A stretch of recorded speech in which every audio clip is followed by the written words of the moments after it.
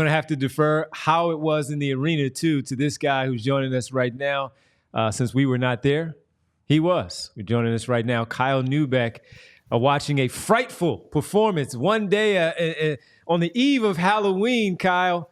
The 76ers found a way to just ruin Halloween for everybody and losing by 10, where it was actually a little bit worse in this one as they fall to the Pistons. Just an awful performance overall tonight. I mean, you want to talk about frightful. I stumbled into this room and you guys are talking about Tobias Harris and Ben Simmons. Jesus Christ, it's depressing around here right now. Yeah, I mean, yes, thanks, Derek. Look at that. I just caught a paper ball that Derek threw at me while I'm doing this shot, by the way. That's the best play in that arena tonight. Yeah, so it was no less depressing being here to watch that up close than it was on TV or wherever people were watching from illegally around the world. It was not good. And I don't know where you guys have landed on after this game or like up to this point through 4 games without Joel and Paul. To me, it just feels like everything flows out of they cannot shoot. They have not shot. And offense has been so hard to come by that you just reach a point in the game where just like everything gives out, right? Like I think they started that game okay. I think they were, they made some shots, get some stops. It looks like a normal basketball game.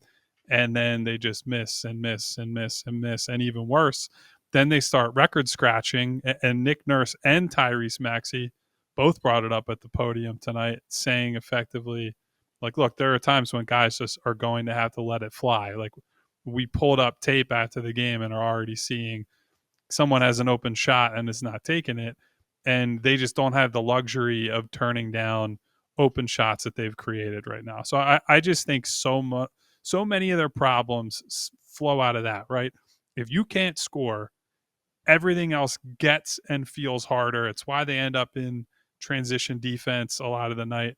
It's why they ended up, they go smaller in the second half, and that brought some energy. It changed the game a little bit, but then you end up struggling on the defensive glass. Like the offense is bad. They are were last in 3-point percentage coming into the game.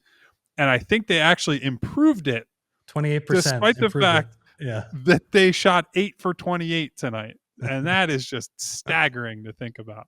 Yeah.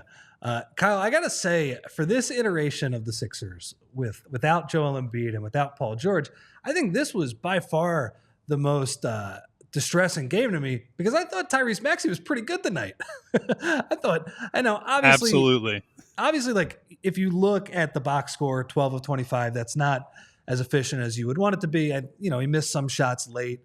You would like him to make more than 2 of 10 from beyond the arc. But you mentioned the record scratching. I thought this was his best passing game of the year by a lot. And I thought he was creating advantages. And it's just a matter of, like, these guys can't do anything with it. Rich, you and I could not be more on the same page. It was one of the things in my recap where I was like, look, the stats will not reflect it, right? Because nobody made shots. And even when they got the open looks, we didn't know that would become a shot attempt for that matter. But, we saw some skip passes. Yeah, one that was like a one-hand laser to the corner type of skip pass. He had some nice bounce passes through traffic. I know we had the Devon Givens lob of the night in transition to KJ. That might have been the only time Devon got excited that entire game. So, yeah, I mean, in terms of what you want to see from him, I thought this was a great game on offense, right? Like, maybe you make a few more shots and you claw closer and we can, nitpick a little bit, but by and large, like, this is the type of game you need from Maxey as kind of you set your floor every night. The issue was they just got very little everywhere else, right? Like, as I was going through trying to write my recap, I'm like, well, I liked what Jared McCain did. I thought he brought them energy. He ends up playing a bunch of second half minutes. And you look at the box score and it's like, well, he shot 3 for 9. Like that's your positive. That's one of your guys. You're like, I feel good about him after that game. Yeah. So that I think says it all, right? Is that when you're trying to find the positive and there was some positive, I'll give him that. He had some nice moments and that's as high as you can go. It says a lot about that game. So as Kyle Neubeck joining us live from the arena, Sixers fall 105-95, now 1-3 on the season. As we were talking about it, man, and you mentioned Jared McCain, how well he played. Kyle Lowry did some decent things at times also, but we're asking a lot of a lot of people here on this roster. And one of the questions that came from Stacy in the chat was, why not, if you're searching for things, as good, as rough as things are right now, no Reggie Jackson, DMP, CD again, because you're looking for any type of shot creation, any kind of shot making from anybody. When Maxey is making these types of plays and these passes are going to these players that are playing a level up and they can't make these shots, are we at the point now, especially with where they are in the schedule, where maybe you need to go a little bit deeper with a veteran like Reggie Jackson, as an example? I think before I would go there, I might just try to change how many minutes different guys are playing that are already in the rotation. Like, to me, I would try to get Yabusele out there more. I know he's already playing, 18, 20 minutes. He's playing a lot of backup center. But when they're struggling to rebound, it's when he has to be the lone big. And frankly, he shot okay tonight, right? Like, knocks down a couple threes and has been a guy who wants to physically mix it up. I think they need that element right now. And I think you might want to, try him out next to Drummond a little bit, rather than, okay, we can only get you on the floor essentially when Andre's out there. Like, that'd be number one. Number two, I think I would start playing Jared McCain more, because I don't see what you're getting from, I know what you get in theory from Eric Gordon and Kyle Lowry, and like, the Gordon had a good game against Indiana. Lowry's had some moments. He's actually shot the ball pretty well this year. But those guys are just not moving well right now. And like, I think when you have to make up for the absence of Joel Embiid as your rim protector, not to mention Paul George on the wing, you just need guys who are going to be able to move in space a little bit. And I believe in McCain a lot more in that respect than somebody like Gordon or Lowry. So, maybe they throw out Reggie Jackson at some point, but I think, and I asked Nick Nurse this at the podium tonight, the problem at present is that they have to make really hard sacrifices to get a certain skill on the floor, right? Like, if you want shooting, they basically have to play small right now. You don't have the luxury of, Paul George is going to give you two-way play, wing defense, athleticism. Oh, and by the way, he's a high volume 3-point shooter and a capable pick and roll guy. Like, they have a bunch of guys who are average-ish shooters with good size, or small and they can shoot. And that is not a good place to be in without the stars. That's why he makes $200 million, Paul George. That's what, you don't have to make any sacrifices with him. Yeah, no, I completely agree, Kyle. I mean, honestly, just watching McCain get to the rim a couple of times against Cade Cunningham, it's just like, Lowry can't do that. Gordon can't do that. And Jared McCain is not like a super shifty player, but he at least has the ability to string like 5 or 6 dribbles together and maybe get his shoulders past the guy. One other thing, and this was a smaller issue tonight, but I am a little bit worried about it moving forward, is that one of the only things the Sixers have done well so far this year is offensive rebound. And tonight, they got smoked because they kept going for offensive boards, and it was a layup line on the other end. Guys were getting wide open threes. I think Nick Nurse talked about this. I saw something on Twitter about it after the game. Can you kind of expound on that and just, I don't know, your thoughts on what happened there? Because it feels to me like that's the ultimate sacrifice they're making. They're trying to get offensive boards with a smaller team, and it could go really bad. And tonight I thought it went really bad.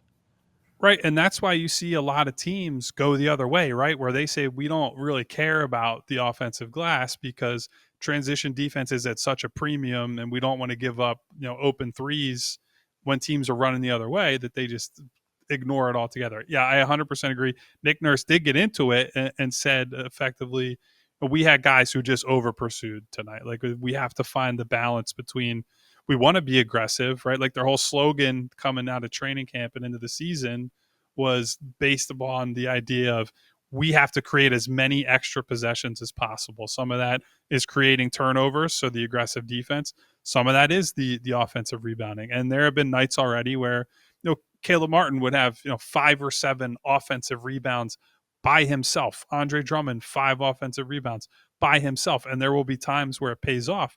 But it's always important to distinguish between aggression and discipline, right? Like, you can be aggressive. That doesn't mean you have to be completely off structure and just like, I'm going to chase every single opportunity there is, even if it's like a 5% offensive rebounding opportunity. So I thought that was really noticeable tonight, especially in the, second and third quarter as that game got away from them. Detroit just really punished them. And, credit to them for a lot of young legs just getting out and running and saying, you're not going to keep up with me if you're crashing the glass. Like, good on them. But it was a poor job by the Sixers on that front. All right, man, final one. We thought there was a very good chance that the Sixers could win, but the other big story, the return of Tobias Harris. We saw your videos on social media. We were not in the building. So outside of us seeing him to tell the fan base to shut the bleep up, what else can you add to the night from Tobias Harris and the fan reaction?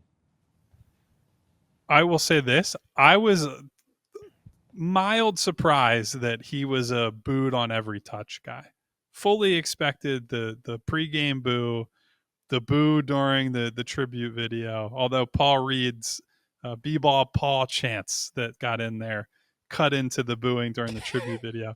I didn't think he was going to get the like full 4 quarters, just like screw this guy treatment. And I know I think the way I said it in my recap was, I guess if you're the sort of person who bought a ticket to Sixers Pistons without Joel Embiid and Paul George, you're probably the sort of person who's there just to stick it to Tobias. So I definitely get that. Honestly, the other big surprise for me, I thought once he got rolling and once they pulled away, he might chirp at the fans more and, like puff his chest out a little bit. He ends up with like 18 points, 14 rebounds, like led them down the stretch and ultimately closed out that game, but pretty subdued. And I will say this is like a classic Tobias moment. On the way out, there was actually a kid in a Tobias Harris jersey that he saw and was brought over to him, came over, like gave him like a little hug, whatever, talked to him, and then just ignored all the people booing him on the way out. So still a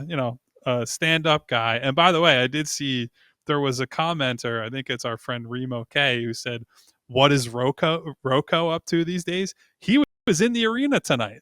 Rocco was lingering around, just watching the game as a spectator. Wow. And I know, Devon, you saw him up in New York.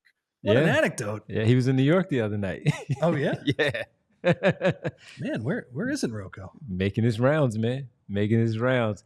Well, listen, he had a good night, even though he cherry-picked for like 8 points. He did. His dad was in the building. He got the W in October. He can chirp right now, and that he did just a little bit, just enough. There's been a lot of slander. Tobias is a good guy. He is. He really is. Yeah, that's all. Yep. All right, make sure Kyle mentioned his recap. Go check him out at allphly.com. Read his recap. You'll check out some things for Derek Bodner as well. The newsletter for Rich Hoffman tomorrow, allphly.com. Sign up to become a diehard member. Kyle, we'll talk to you tomorrow at 3 o'clock, man. Get home safe. We all silly like the mayor.